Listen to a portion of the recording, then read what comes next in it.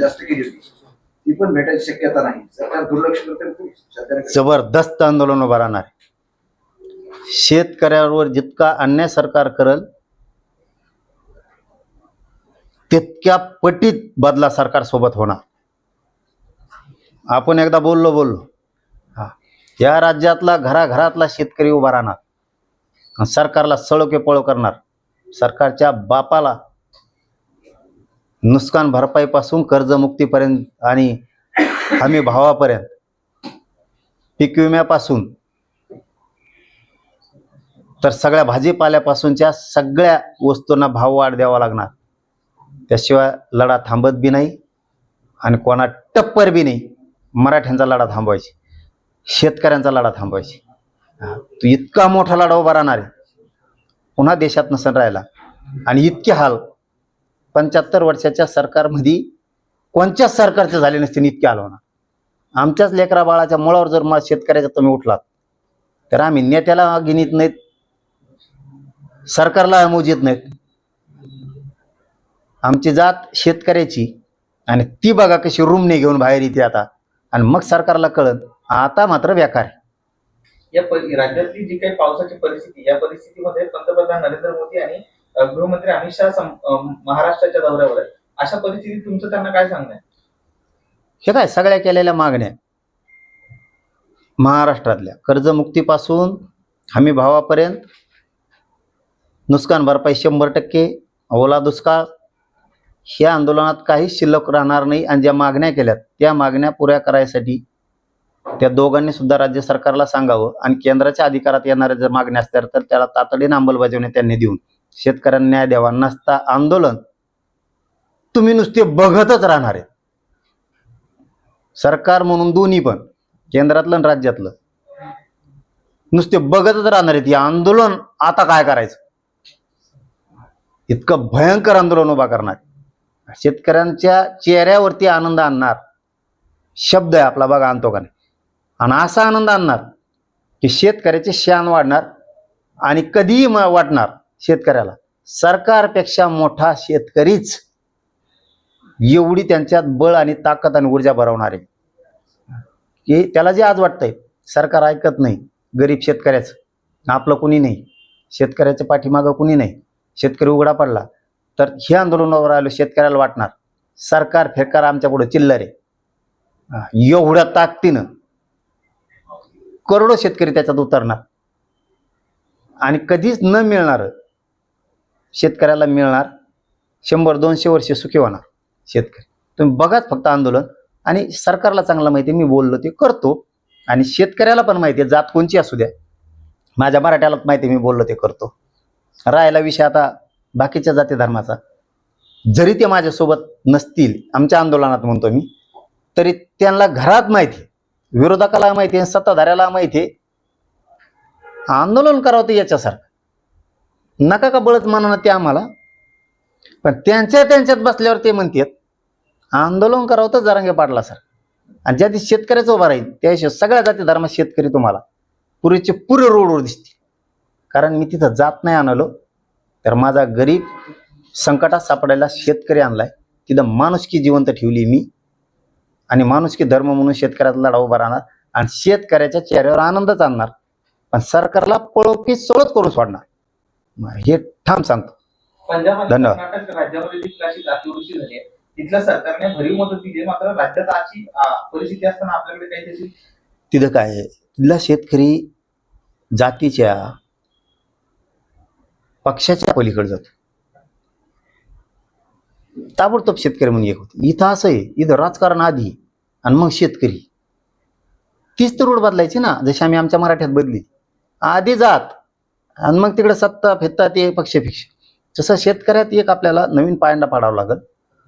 आधी आपलं शेत, आपलं कुटुंब, आपलं राज्य, आणि आपल्या उदरनिर्वाहासाठी जीवन जगायला भविष्यासाठी आपल्याला काय लागतंय तर शेतीमालाला भाव, आपली कर्जमाफी, आपल्यावर आलेले संकट हे गेले पाहिजेत. हे ज्यावेळेस त्यांच्या लक्षात येईल त्यावेळेस ते पक्ष सोडून देणार, शेतकरी म्हणून उभा राहणार आणि सरकारचं नीट उभाच करणार. शेती निसर्गावर अवलंबून आहे, जेव्हा शेतकरी आत्महत्या करतात गेली अनेक वर्ष भाव मिळत नाही, सोयाबीन असेल, कापूस असेल. आता अतिवृष्टी झाली, अनेक गोष्टी जरा शेतकऱ्यांनी पूर्ण होत आहेत. बदल घडेल. बघू ना दिवाळीपर्यंत ते काय करते. दिवाळीपर्यंत नाही केलं तर राज्याची एक बैठक बोलू आपण, सगळ्या शेतकरी संघटना जेवढ्या आहेत, 100-200 तरी असतील छोट्या मोठ्या मिळून, त्यांना काही संघटनेत जरी नसले तरी अभ्यासक आहेत त्याच्यात, शेतीविषयक काही काही काय ते तज्ज्ञ आहेत त्याच्यातले, सगळे बोलू. बाहेर डोंगरात एखादा बैठक लावतो मोठी, हो, त्या बैठकीला 10-1 लाख लोक तरी आले पाहिजे. हा, बघा तुम्ही. आणि मग बघा आंदोलनाची तारीख डिक्लेअर करू. शेतकरी म्हणला पाहिजे, याला म्हणतात लढा. आज आपल्या लेकरा बाळाचं आता कल्याण झालं, काही नाही राहिलं हो आमच्याजवळ, काय नाही राहिलं. पिशा वाहून गेल्या, पुस्तकं वाहून गेले, धान्य वाहून गेलं, काय नाही राहिलं, वाटुळं झालं. आता कुठंतरी सोयाबीन इकून थोडाफार कापूस शिकून आमचे लेकरा बाळ 2 घास गोड खाणार होते दिवाळीच्या दिवशी. केलं आमचं आयुष्य वाहून सगळं. बोलायला सोपं आहे, भाषणं करायला सोपं आहे साहेब, त्याला भोगावं लागतं, त्याला कळतं. एक शेळी आणायची म्हणले तर 10-20 हजार रुपये लागत आहेत, आणि ती आणल्यावर वाहून गेल्यावर ना खाली फक्त रडत बसतात आई बाप, कारण तेवढी ऐकत नसती डबल आणायची. ज्याच्याकडे पैसा आहे त्याला ते चिल्लर वाटतं, 10-20 हजार वाहून गेले म्हणून काय झालं, ते श्रीमंताला वाटतं. 10-20 हजार म्हणजे तो 9 महिने कष्ट करतो, तेव्हा राहिलेल्या 3 महिन्यात म्हणजे एकूण 12 महिने, मग ते 3 महिने खातो तेवढे, इतके हाल आहेत. हा, तुम्हाला नाही कळणार सरकारला आमचे कष्ट काय आहेत आणि आमचे काय हाल आहेत. हे कोंबडी सांभाळायला किती वेळ लागतो, बैल सांभाळायला किती वेळ लागतो, त्याला किती चिखलातून गवत आणावं लागतं, काय काय कुटाने करावं लागते, त्यांना माहीत असतं. हे सोपं नाही. 2 लिटर दूध काढायचं आणि त्या डेअरीपर्यंत किती चिखलात घेऊन जायचं ते आम्हाला माहीत असतं. पेंट किती रात्री जाऊन आणायची, जनावराला खाऊ घालायचे, चारा खाऊ घालायचा, घरातलं धान्य कसं सांभाळून ठेवायचं, ते सगळं वाहून गेलं. सगळं पीक जळून गेलं, सगळं सडून गेलं. आमच्या वेदना आम्हाला माहीत आहेत. त्याच्यामुळं पुरा बदला होणार आहे. आता तुम्ही आमचे 60-70 वर्षे एवढे हाल केले शेतकऱ्यांचे, आम्ही नुसते शेतकरी मोर्चा काढाले आणि सरकार नुसतं बघत आणि दातडं काढित, काढू द्या म्हणतात. मोर्चाने काय होतं, आजचे दिवस बोंबलते असं म्हणते शेतकऱ्याला, हे आजचे दिवस बोंबलते जाते माघारी. हे जे हिनवलंय ना शेतकऱ्याला यांनी आतापर्यंत, 60-70 वर्षाचा पुरा दुमता निघणाऱ्या, आता ना पिळूनच काढतो आम्ही सुद्धा सरकारला. तेव्हा यांना कळलं कधी शेतकऱ्याच्या नादी नाही लागायचं. इतकं टोकाचं आंदोलन करणार शेतकऱ्याला न्याय मिळत नाही, बघतो कसं काय न्याय मिळत नाही. आता पाटील कोरेजी समजा पंकजा मुंडे असतील, धनंजय मुंडे असतील किंवा छगन भुजबळ असतील, स्वतःचं अस्तित्व टिकवण्यासाठी सगळं करताय. तुम्हाला एक सांगू का, तुम्ही नाव घेतलं म्हणून, मी त्यांचे नावं घेत नाही, पण घेतलं म्हणून सांगतो, त्या दोघांनी सुद्धा छगन भुजबळच्या नादी लागू नये. आणखीन बी त्यांनी शानवं, त्यांचं वेगळं अस्तित्व आहे. मराठ्यांचा नाराजीची लाट अंगावर घेणं हे त्यांच्यासाठी राजकीय करिअरला खूप घातक आहे. ते जर शहाणे असतील ना, छगन भुजबळचा मोठेपण मिळवण्यासाठी आणि त्याची थाप पाठीवर मारून घेण्यासाठी राज्यापासून देशापर्यंत कमावलेलं कष्टातून संघर्षातून त्यांनी त्यांचं अस्तित्व निर्माण केलेलं पळीनं त्याचं ऐकून घालू नये. राजकीय अस्तित्वाला एवढी किंमत आहे की तुम्ही त्याच्यावर बारीक विचार करून बघा. आणखीन तर छगन भुजबळच्या नादी लागून 4 टाळ्या मिळत्या भाषणात, मराठ्यांच्या विरोधात बोलायला जातात, पण त्याच्यानंतर तुमच्यावरती कुणी आनंदानं टाळी वाजावी अशी जनताच राहणार नाही. त्या दिवशी तुमच्यासाठी खूप वाईट दिवस उगलेला असं, की ज्या माणसानं संघर्षातून राज्यापासून देशापर्यंत नाव नेलं, त्या माणसाला वर इतकं वाईट वाटेल की हे खालचा वारसा चालवणाऱ्या नासक्यानी छगन भुजबळचं ऐकून मराठ्या अंगावर घेतले आणि राजकीय अस्तित्व उद्ध्वस्त करून घेतलं. इतका वाईट वारसा यांनी का चालवला याचं उत्तर सुद्धा यांना वरच्या माणसाला द्यायला नसणार. ते बोलूनच गेल्यात ना, श्वेतपत्रिका काढावी. ते सांगितलं ना, त्याचं उत्तर आता ते सांगितलं ना, श्वेतपत्रिका निघत नाही, आमचं काही होतं नाही, पण तुम्हाला तेच सांगितलं की मी त्याच्या नादी लागून तुम्ही किती वाईट दिशेनं चाललात. कारण मी मराठ्याला सांगितलं आता आणि मराठ्याला करावंच लागणार. आपल्या विरोधात बोललेला माणूस याला आपल्याला संपवावंच लागणार आहे राजकारणात. माया दया करून चालणार नाही. दारात आले, चहा पी म्हणले, तोंड हात फिरेला, 20 लाखाचं 50 लाखाचं काम दिलं, कुठं घरकुलं दिले, हिरी दिल्या, कुठं DPTCचे कामं दिले किंवा असं काही केलं म्हणून पाय नका चाटू. आता स्वाभिमानी बना, शेतात कष्ट करायचे कचाकच, चटणी भाकर खायची समाधानाने, पण मराठ्यांचा स्वाभिमान मराठ्यांनी जिवंत ठेवायचा. अजिबात कोणाच्या पाय पडायचं नाही. त्यांचं मतदान आहेच किती, एखाद्या मतदारसंघात 13,000 आहेत, एखाद्याचं 25 तर लय झालं तर 18,000 मतदान. अरे दुसरे उत आलाय ना, दलित आहेत, मुस्लिम आहेत, बंजारा समाजाचे 400 जाती आहेत. हे सोडून यांना इथून पुढे यांचं मतदानच नको. पडलं तरी हरकत नाही, पण नकोच, झुकायचंच नाही. यांना यांची जागा आता दाखवावं लागणार आहे. कारण यांची भाषा या मराठ्यांनी मोठं केलं ना, त्या मराठ्यांना संपवणारी भाषा आहे. त्याच्यामुळे यांना संपवावंच लागतंय, खोड तर संपवावंच लागतंय आता. आणि मराठ्यांनी बारीक लक्षात ठेवायचं, पळायचं नाही नुसतं बिघडल्यासारखा. चाकाच शेतात कामं करायची, मिळतील ते व्यवसाय करायचे, मिळतील ते व्यवसाय करायचे, रोज कष्ट करायचे, 1,000-500 रुपये घरात कमवून आणायचे, पायाने पडायचं कोणाचे. अजिबात झुकायचं नाही, नाही मिळालं नाही मिळालं, थोबाडाकडे सुद्धा बघायचं नाही यांच्या. इतकं कट्टर कडवट आज. आता मराठ्याला दया माया सोडावं लागेल, नसता पुढच्या पिढ्या मरत्यान बरं का मराठा हो, तुम्हाला सांगतो. आता ना जसाल तसेच गेम दाखवायचे. मराठ्यांच्या विरोधात गेलेला नेता ज्या जातीचा असेल त्या जातीचा नेता इथून पुढे संपवायचा. हे मराठ्यांनी आता पक्का डोक्यात ठेवायचं. सांगायची गरज नाही लागली पाहिजे, आव्हान करायची गरज नाही लागली पाहिजे, मीडियातून सांगायची मराठ्यांना गरज नाही लागली पाहिजे. पक्क डोक्यात ठेवायचं, ह्यो आपल्या विरोधात आपल्या गावातून मराठ्यांना आरक्षण मिळू नये म्हणून मोर्चाला त्यांच्या जात होता. कोणचं घर जात होतं आपल्या गावातलं, हे मराठ्यांनी ध्यानात ठेवायचं. आपल्या जिल्हा परिषद सर्कलचा कोणचा ओबीसीचा नेता मराठ्यांना आरक्षण मिळू नये म्हणून त्यांच्या व्यासपीठावर जात होता, कोणचा सरपंच जात होता, कोण कार्यकर्ता जात होता, कोण सामाजिक कार्यकर्ता जात होता, कोणत्या पक्षाचा माजी आमदार मंत्री छगन भुजबळच्या व्यासपीठावर जाऊन मराठ्याला आरक्षण मिळू नये म्हणतो. इथून पुढं डोक्यात फिट ठेवायचं, कट्टर आणि कडवट वागायचं, पाडायचे उद्ध्वस्त करायचे म्हणजे करायचे. कारण जातीवाद करणारी घाण संपली की जातीय सलोखा व्यवस्थित राहणारे हे मराठ्यांनी इथून पुढं डोक्यात ठेवायचं, विसरायचं नाही. असं जातवान मराठ्यांनी विसरायचं नाही. जीव गेला तरी हरकत नाही, कडवट वागायचं आणि भाषाला भाषा आणि उत्तराला उत्तरच इथून पुढे द्यायचं. परिणामाची चिंता करायची नाही. आता बरं, तुम्ही म्हणताय जे लाल्या दिल्लीचा लाल्या सांगतो मराठ्याला टार्गेट करा म्हणून, त्याचे दुष्परिणाम लगेच उमठायला लागले. आता कालपासून लगेच विदर्भातून तिकडून मेसेज यायला लागले की ओबीसीच्या नावाखाली ह्यो काँग्रेसचा मोर्चा आहे आणि तो काँग्रेसमध्ये त्याचं बस्तान बघायला बघतोय. मराठ्यांचे नाराजी अंगावर घ्यायला लागलाय. विदर्भातले मराठे आणि कुणबी ह्या बारीनं झपकाच दाखवणार, आरक्षणाच्या विरोधात जाणार. बघा तुम्ही, आता सुरुवात झाली. ज्याप्रमाणे कुणबीमध्ये साम्राज्य सापडल्या, त्यांना विरोध होते, तरी त्या तपासल्या पाहिजे, ज्या बोगस आहे त्यांच्यावर कारवाई केली पाहिजे, ज्यांनी दिलं त्या अधिकाऱ्यावर कारवाई केली होती, अशी ओबीसी त्यांची मागणी होत आहे. ओबीसी कोण नेता आहे हो? कायच ओबीसी नेता? ते जातीच आहे, थोड्या माळ्याचा नेता आहे छगन भुजबळ. सगळ्या माळ्याचा काय संबंध आहे? अरे माळे बांधव गावागावात मराठ्यांसोबत आहेत, मराठे माळ्यांसोबत आहेत, धनगर मराठ्यांसोबत आहेत, मराठी धनगरांसोबत आहेत, लमानी समाज आहे, रजपूत समाज आहे, कायकाडी आहे, लवारे, कुंभारे, डोवारे, सगळ्याच जाती आहेत. हे 1-2 सोडून द्यायचे आता जाती इथून पुढं. यांच्या पुढंच करायचं नाही मतदानासाठी. आता मराठ्यांनी एकदम साईडलाईन बाजूला सरकायची. त्यामुळं बोगस आरक्षण खाणाऱ्यांनी खऱ्या आरक्षणाला बोगस म्हणायची त्यांची इच्छाच कशी होती हेच आम्हाला कळत नाही. हेच बोगस आहे सगळ्या दुनियाचे.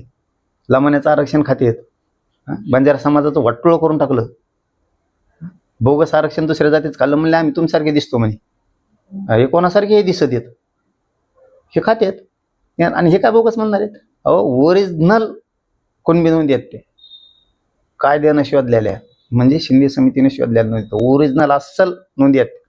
एक बी नोंद रद्द होत नाही, प्रमाणपत्र बी नाही झालं ना मग सांगतो यांना. यांना काय करायचं हे दोघा तिघाला, हे परळीची लाभार्थी टोळी आणि ह्यो येवल्याचा त्यो जातीवादी अलिबाबा, यांना काय करायचंय? फडणवीस गेअरमध्ये आणायचं. मराठा हा फडणवीसांकडून भाजपाकडून जाऊ द्यायचा नाही. काहीतरी विघ्न संतोषी शब्द बोलायचे आणि जातीय तेढ निर्माण करायचा, हे ह्या दोघा तिघांनी ठरवलंय. परळीची टोळी ते 2 आणि हे 1, या तिन्हीने ठरवलंय कळून तर द्यायचं नाही, देवेंद्र फडणवीस पेशी राहायचं. आता अशी कुजबूज कुठं आहे? येवल्यात पण आहे, परळीत पण आहे. कोणी ना कोणी त्याला ऐकतं. जुनी म्हण आहे बघा, भीतीला कान असते. मग काय करायचं? आपण कशामुळे मराठ्यांच्या विरोधात बोलतो असं त्यांच्या ज्यावेळेस चर्चा चालली, परळीत असो किंवा येवल्यात असो, काय करायचं म्हणे मराठ्याच्या आडून आरक्षणाच्या जे आरच्या आडून काय करायचं? शो फडणवीसच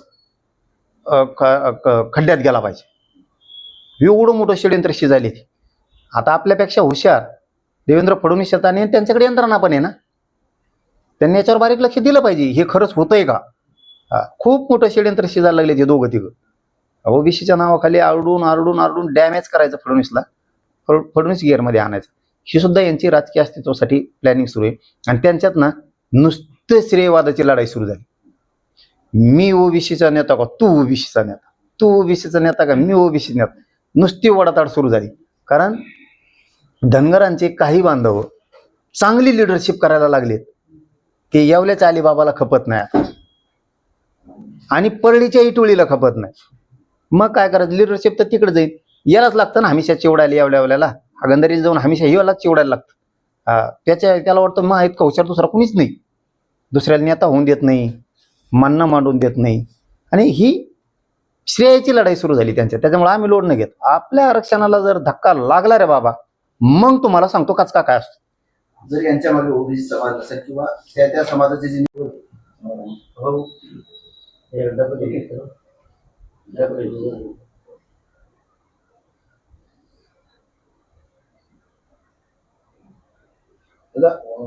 पोलिटीवर असं म्हटले की जरांगे पाटलांच्या हातात बंदूक द्या आणि ओबीसीना गोळ्या घाला. नाही, हे काय होतंय, वडंटीवार साहेबांकडून चुकीचे स्टेटमेंट जायला लागलेत. समाजामध्ये दुई निर्माण होईल असं पाऊल वडंटीवार साहेबांनी उचलायला नाही पाहिजे. कुठं असे स्टेटमेंट करायचे की जरांगे पाटलाच्या हातात बंदूक द्या आणि ओबीसीला मारा, हे असले न पटणारे, या राज्याला न शोभणारे शब्द एवढ्या मोठ्या एका विरोधी पक्ष नेता राहिलेल्या व्यक्तींना बोलायचं. इतका पश्चाताप करण्यापेक्षा वडंटीवार साहेबांनी गोरगरीब मराठ्यांच्या लेकराच्या तळतळाट घ्यायलाच नको आहे, मराठ्यांच्या विरोधात जायलाच नको आहे. जर तुमच्यामुळे तुमचा पक्ष संपणार असला, मराठ्यांविषयी तुम्हाला एवढी दुश्मनी दाखवायची असेल, तर तुमचा पक्ष नक्की संपणार आहे. त्यात दुमत असायचं काही कारणच नाही. आणि इथून पुढं मराठ्यांनी ठरवलंच आता की जो माणूस आपल्या विरोधात बोलन ना, त्याला आता धडा शिकवायचा. इथून पुढं त्याचं राजकीय करिअर उद्ध्वस्त करून टाकायचे मराठ्यांनी ठरवलंय. दयामाया करायची नाही, विसरून पण जायचं नाही, हे मराठ्यांनी कायम ठरवलंय. आता होतं ते इथून मागं की एखादा नेता आमच्या मराठ्यांच्या विरोधात बोलून जायचा आणि आम्ही काही कालांतराने ते सोडून द्यायचो, पण त्याचे दुष्परिणाम खूप वाईट भोगावे लागलेत आम्हाला मराठ्याला. त्याच्यामुळे इथून पुढं कडवट वागायचं, आता विसरायचं नाही, जातवान वागायचं. संधी आली की टप्प्यात आला की कार्यक्रम त्याचा वाजवायचा, ही भूमिका आता मराठ्यांनी पार पाडायची. जो नेता मराठ्यांच्या आणि मराठा आरक्षणाच्या विरोधात जाईल त्याचा कार्यक्रम वाजवायचा म्हणजे वाजवायचा, त्याला सोडायचं नाही. आता ते मोर्चा काढाले मराठा आरक्षण मिळू नये म्हणून वडंटीवार साहेब नागपूरला, आणि जे रद्द करा म्हणून. ते काँग्रेसचा मोर्चा काढा, काय होणार आहे? त्याला ओबीसीचं नाव द्यायचं आणि काँग्रेस मोठं करायचं, ही सिस्टम आहे त्यांची. हो, हे आरोप नाही माझा, मी खरं सांगतोय. नागपूरहून आता आमच्या कुणबी मराठ्यांचे आम्हाला फोन येतात म्हणून बोलतो. ते म्हणतात आता ओबीसीच्या नावाखाली शिव काँग्रेस मोठं करायला लागलाय, याचं राजकीय दुकान चालवायला लागलाय वडंटीवार. हे आता विदर्भातले मराठी भरायला लागले. शेवटी काय बरं का, लक्षात घ्या, मीडियात बोलायचा विषय नाही आहे हा, पण काय शेवटी मराठा आणि कुणबी या राज्यातला आम्ही एक, आम्ही रक्तमासाचे ते एकमेकाचे. ती विदर्भात असले, आम्ही मराठवाड्यात असलोत म्हणून काय झालं? शेवटी आम्ही रक्तमासाचे पाहुणे आहेत. आमची जात एक आहे, आमचा कुळ एक आहे, आमचा धर्म एक आहे, आम्ही सगळे रोटीबिटी व्यवहार आमचे एक येतं, आमचे रक्तमासाचे नाते आहेत एकमेकाबरोबर. मग त्यांच्या जिव्हारी लागतं ना. खानदेश आणि विदर्भातल्या कुणबी आणि मराठ्यांच्या सुद्धा जिव्हारी लागतं हे बोललेले. त्यामुळं तिकडून असे निरोप येतात आता की तो काँग्रेसचा मोर्चा आहे पण मराठ्यांच्या विरोधात आहे. त्यांना आता पाय खोडून काहीतरी ओबीसीच्या नावाखाली वडंटीवारला सटल व्हायचं. राजकारणात. म्हणजे काँग्रेस वडीलवाल्यांच्या मागे करत आहे. नेते असतील त्यांना पाडा, मात्र असे काही नेते आहेत त्यांना मराठा समाज मतदानासाठी जरांगे पाटलांचा फोटो प्रचारासाठी लागतो. मात्र समाजाचं भलं व्हावं, समाजासाठी आरक्षण टिकावं असे काही नेते बोलत नाहीयेत, मात्र लाभ घेत आहेत ते. आता त्या ओबीसीच्या नेत्यावर बोलण्यापेक्षा आधी तुमचं उत्तर देतोच, तुमचा ओबीसीच्याच नेत्यावरचा प्रश्न आहे, पण आधी आमच्या नेत्यावर येतो. आमचे कमू खालीमान घालून जगत आहेत हे एक मला काही कळा नाही काही. आता आमचे बी आता लई कलाकार झालेत, मराठीचे नेते सुद्धा पक्के आतून एक झाले त्या. मी बी लई झाकले 1.25 लाखाचे म्हणतात ना, मी बी उघडी करायला मोकळी नाही आता. लक्षात ठेवा थोडा, कारण हे कधी न घडणारं घडलेलं आहे. आता मराठ्यात सुद्धा आतून एक ॲक्शन पॉवर कमिटी तयार झाली खूप मोठी, ते सुद्धा आतून ताईट आहेत. आता त्यांनी पण ठरवलं आता महाराष्ट्रात ओबीसीचा नेता मराठ्यांच्या विरोधात किंवा मराठ्यांच्या नेत्याच्या विरोधात जाईल, त्याचा आपण सगळ्यांनी मिळून राजकीय गेम करायचा म्हणजे करायचा. बघ, ते नाही बोलणारे, ते गप्प बसून काटा काढणार आहेत, आणि मी हे बोल का त्याच्यामुळे माया नाही राहत पोटात. आता इथून पुढे हे होणार आहे. फक्त काही मराठ्यांचे नेते आहेत ना, त्यांना माझं आव्हान आहे, किती दिवस खाली मान घालून जगणाऱ्या. ते जर धडाधड तुमच्या जातीच्या लेकराला आरक्षण मिळू नये म्हणून आवाज उठवायला लागले, अरे बोला ना जातीच्या बाजूनी, कवर खाली मान घालून जगता. ते काय जिन्याला अर्थ आहे तुमच्या. आतून सगळे एक व्हायले, चिटका एक आली एक, आणि इथून पुढे हे करावंच लागणार आहे. गरीब मराठे आणि राजकीय मराठ्यांचे नेते यांना एक होऊन आता इथून पुढे गेम टाकावंच लागणार आहेत, कारण सुख हे मराठ्यांच्या नेत्याला सध्याच्या सरकारमध्ये नाहीये. अधिकाऱ्यांना सुद्धा मराठ्यांच्या सध्याच्या सरकारमध्ये सुख नाही, आणि व्यावसायिकांना उद्योगपतींना सुद्धा सुख नाही.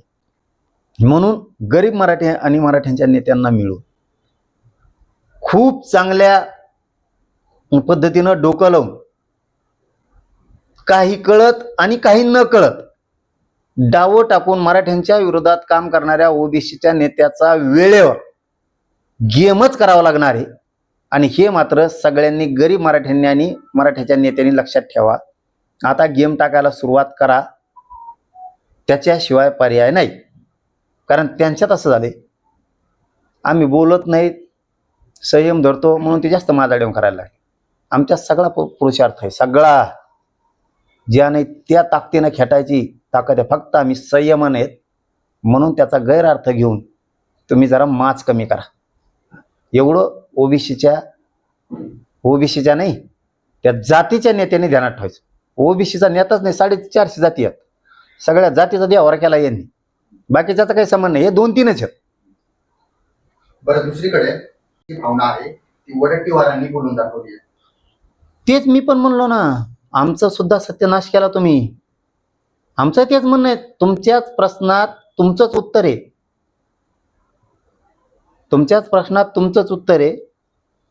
आमचं 16% आरक्षण घेतलेलं माघारी द्या ना वडवंटीवार साहेब. काय वडवंटीवार साहेब, 16% आरक्षण आमचं आहे. तुम्हाला किती दिलं मंडल कमिशननं? 14%. तुमचं तुम्ही 14% खा ना. तुमच्या आरक्षणाला धक्का लागता कामा नये ओबीसीचं, हे आमचं म्हणणं आहे. 14%, तुमच्या 14%ला धक्का लागता कामा नये, ही मराठ्यांची प्रामाणिक भूमिका आहे. गोरगरीब ओबीसीच्या लेकराच्या आरक्षणाला धक्का नाही लागला पाहिजे, ही आमची भूमिका आहे. मंडल कमिशननं तुम्हाला 14% आरक्षण दिले, 14%ला धक्का सुद्धा लागता कामा नये. अजिबात कोणी ओबीसीच्या आरक्षणाला धक्का लावायचा नाही 14% आरक्षणात. पण वरचं 16% आमचं घेतलेलं, आमचं जीवन का उद्ध्वस्त केलं, ते आमचं आहे. आमचं आम्हाला वापस द्या, ती जी आर रद्द करा. 50%च्या वर 2% आरक्षण गेलं कसं काय? आमचं 13% वर गेलं आरक्षण, तर तुम्ही रद्द केलं. कारण इंदिरा साहनीच्या जजमेंटनं सांगितलं, सुप्रीम कोर्टानं सांगितलं, केंद्रीय मागासवर्ग आयोगाने सांगितलं 50%च्या वर आरक्षण देता येत नाही. गेलं आमचं 13% आरक्षण गायकवाड आयोगाने दिलेलं. मग 50%च्या वरचं 2% आरक्षण कसं काय? ते का तुमचे आजे आहेत का? 2% कसं का उडत नाही? ते 50%च ठेवा ना, कायद्याला मानता ना तुम्ही. 50% आरक्षण ठेवा, 2% उडा. 16% बोगस जी आर काढलेला आहे 1994ला. 16% आमचं आरक्षण दिलं गेलं, ते जी आर रद्दच पाहिजे आम्हाला. मग जे होईल ते होईल, हा, तुम्हाला सांगतो आम्ही सुद्धा ज्याने त्या टोकाला खेळणार. तुम्ही मोर्चा काढताना 10 तारखेला आमची सुद्धा थोड्या दिवसात गोष्ट होणार आहे. 16% आरक्षण जे गेलं ना 1954 ज्या रद्द करायसाठी, बघू आमची बी काय किती धमक आहे ना. तुम्ही बघा आता, आणि तुमच्यात बी किती धमक आहे आम्ही बघतो. तुम्ही 94ला ज्या काढला बोगस आरक्षण, त्याचे उपवर्ग बोगस बनवले आणि मराठ्यांचं आरक्षण खिरापत असल्यासारखं वाटून टाकलं. तुम्ही तुमचा हक्क आहे ते घ्या ना. तुम्ही तुमच्या 14% आरक्षणाला धक्का नाही लागला पाहिजे. तुम्हाला ते कायद्यानं दिलंय, घटनेनं दिलंय, मागासवर्ग आयोगाच्या सगळ्या तत्वाला धरून दिलंय, सगळ्या निकाशात बसवून दिलंय. तुम्हाला 14% दिलंय.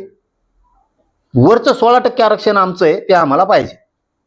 आणि 1994 पासून 2023 पर्यंत ज्या ओबीसी जातीत आरक्षणात, ज्या ओबीसी आरक्षणात ज्या जाती घातल्यात त्या पुऱ्या बाहेर काढायच्या. कारण त्या सगळ्या बोगस पद्धतीनं आरक्षणात घातल्या. त्याच्यात एक 70-80 जाती अशा आहेत की ते ओबीसीचा, मागासवर्ग आयोगाचा एकही निकष पूर्ण करू शकतच नाहीत. इतक्या श्रीमंत आणि प्रगत ह्या, प्रशासनात पण, आर्थिक पण आणि शैक्षणिक पण.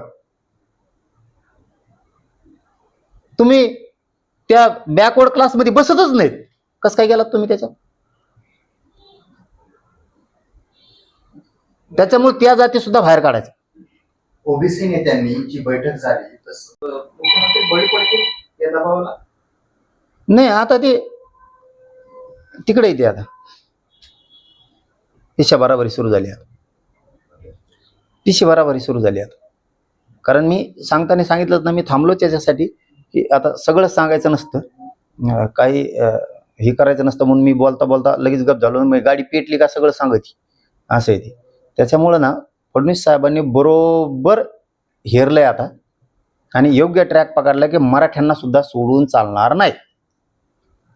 याचं ऐकून शिव आपल्याच पक्षातले लोक ओबीसीच्या आपल्याच विरोधात घालायला लागलाय. याचा अर्थ मराठे सुद्धा आपल्या गरजेचे आहेत. आपल्याला ह्यो एकटा गरजेचं नाही, ह्यो बरोबर आपल्याला सगळे ओबीसीचे नेते एकत्र करून ब्लॅकमेल करतो.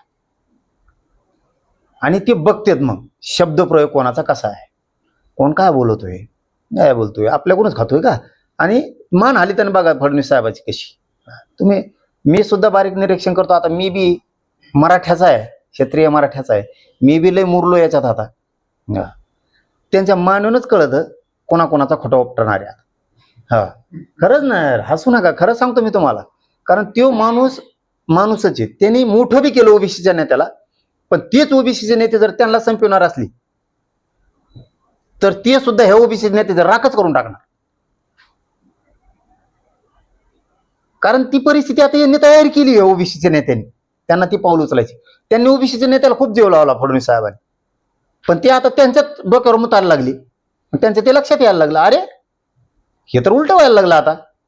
अच्छा असं आहे का, ठीक आहे, हो सगळं नीट करू असं म्हणते ते. फक्त हो ठीक, सगळं व्यवस्थित नीट करू असं म्हणते ते. हो ठीक ठीक असं करते.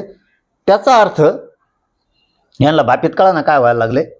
यांनी 5-6 धरलेत, परळीवले दोन्ही हाताखाली धरलेत, इकडे हाताखाली धरलेत. पक्ष यांचे 17 आणि ओबीसी म्हणून एकत्र येतात, फडणवीसवर तुटून पडते. ते फडणवीस साहेब बरोबर यांचा बघा कसा काटाने काटा काढते. हे दिसणार आहे ते. फडणवीस साहेबाचा पण योग्य ट्रॅक आहे. आमच्यासाठी म्हणत नाही मी, कारण त्यांना मराठा सोडून राज्यातला चालणार नाही. आणि ओबीसीच्या नावाखाली ते त्यांना ब्लॅकमेल करतात. त्यांनी ओळखलंय.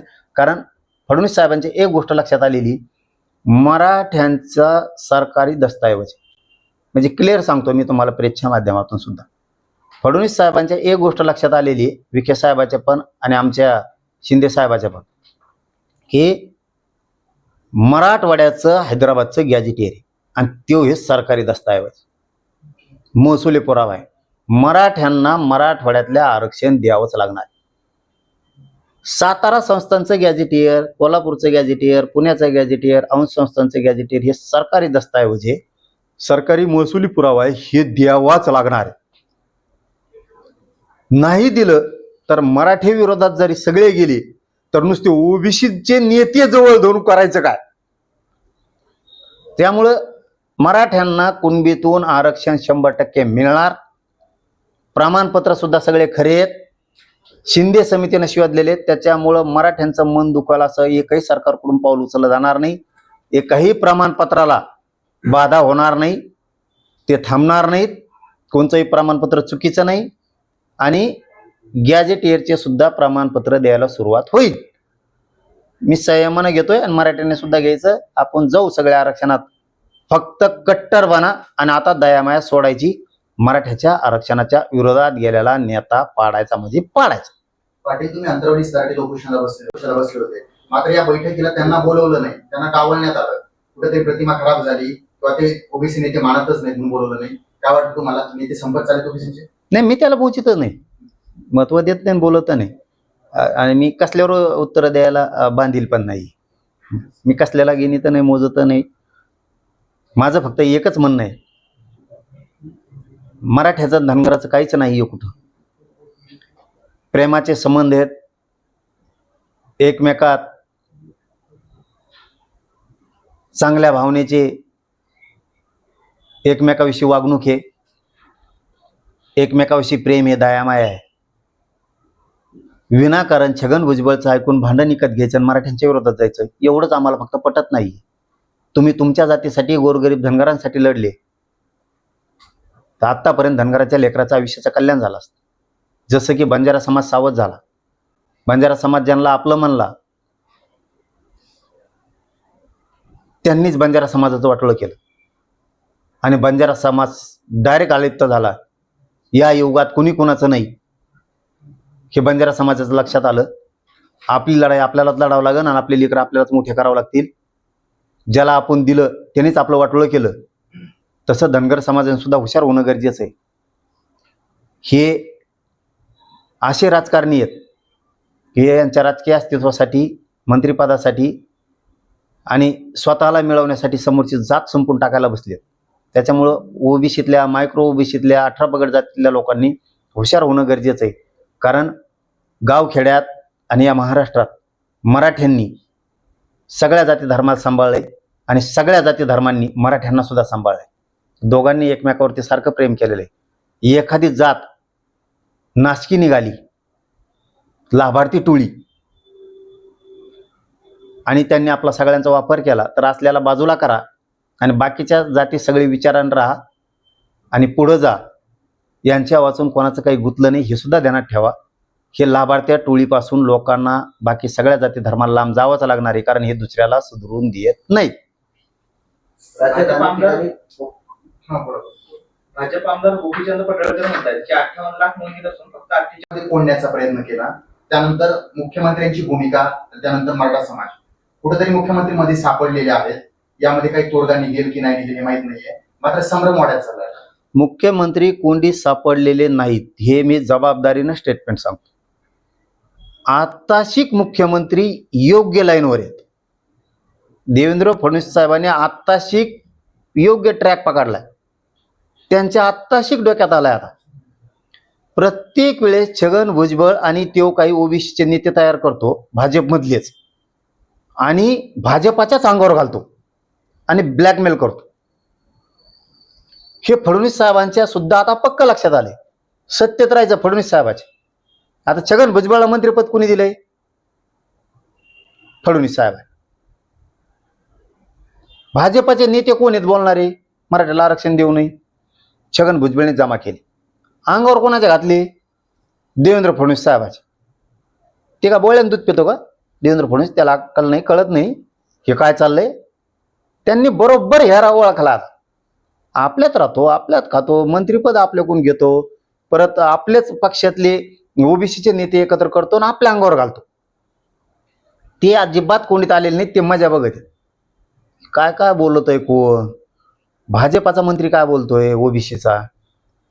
अजितदादा पवारांच्या गटाचा ओबीसीचा नेता काय बोलतो? कोण आणखीन कोण कोण ओबीसी नेते ते काय बोलतेत? यांना आपल्यापासून काय फायदा झालेला आहे? तुम्ही म्हणता ना याला कोणी सांगितलं इतकं? मी मग सांगायचं बंद करतो. भुजबळ ते दिशाभूल करतात. ती उघडा रे, कपाट उघडा. मराठा आंदोलन त्याच्यात फाईल आहे, ती फाईल आहे. हा चालू ना तुमचं. तर हा तीच. मराठा आंदोलक दिशाभूल करतात आणि दुसरीकडे हे जे काही खाडाखोड करून काढलेल्या सर्टिफिकेट त्याला आमचा आक्षेप आहे. अशा अधिकाऱ्यांवर कारवाई झाली पाहिजे. बाकीचं बोलू नको मला, बाकीचं छानपणा करू नको. तू बघ हे 58 लाख नोंदी आणि उद्याच्याला 2 लाख हे येणार आहेत, मला 2.5 लाख कागद येणार आहेत उद्या नोंदीचे. शेंगा नाही आणायच्या कोणकडे बी आणि बाकीच्या त्याच्यात तोंड नाही घालायचं. चांगला नेता आहे, चांगलं काम आहे, करायचं. मराठ्याची नाराजी तुझ्याविषयी नाहीये, तू घ्यायची नाही. बस एवढंच म्हणणं आहे माझं. हा दादा, राज्यामध्ये अनेक ठिकाणी पाऊस झाला, मोठं नुकसान झालं. कालही मराठवाड्यात काही ठिकाणी पाऊस झाला. सरकार